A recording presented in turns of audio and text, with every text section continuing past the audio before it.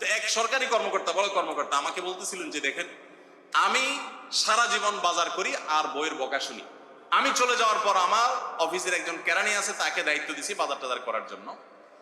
এই লোক বাজার করার পর আমার বউ বিরাট খুশি, বলে যে তার নাম ধরে বলতেছে অমুক বাজার করলে প্রতিদিন ঠিক মতো বাজার করে, দাম দস্ত ঠিকঠাক থাকে, মাপজোপ সব ঠিকঠাক থাকে, তোমারে প্রতিদিন ধরায় দেয় দোকানদার, কমায় দেয়।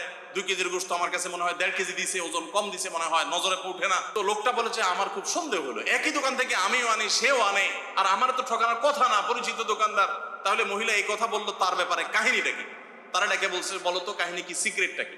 তো লোকটা বলতেছে যে স্যার, সত্য বলতে কি, আমি গোশত 3 কেজি কিনলে ম্যাডামকে বলতাম 2 কেজি, 1000 টাকা কিনলে ম্যাডামরে বলতাম 500 টাকা। টাকা তো আপনি দিবেন, আপনার সাথে বোঝাপড়া হবে, কিন্তু আমি জানি বাসায় এটা বললে বউরা খুশি থাকে, তো এই জন্য আমি একটু কমায় কমায় বলি দাম, আর জিনিস কমায় কমায় বলি। তখন সে প্রতিদিন 2 কেজি মাংস যেটা দেখে আপনি আনেন, আজকে দেখে যে সে 1 কেজি মাংস ওই পরিমাণ, তখন সে তো খুশি হবেই স্যার।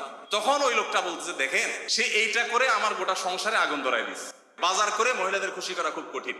আপনি গোশত কিনেন, মাছ কিনেন, যাই কিনেন, তারা খুব কমই সন্তুষ্ট থাকে বেশিরভাগ ক্ষেত্রে। সব মেয়েদের কথা বলছি না। কেন সন্তুষ্ট থাকে না? কারণ তারা আশা করে আরো কম দামে কিনবেন, আরো কম দামে কিনবেন। আপনি জিতে গেলে তারা খুশি, হেরে গেলে আপনারা বকা দিবে সে।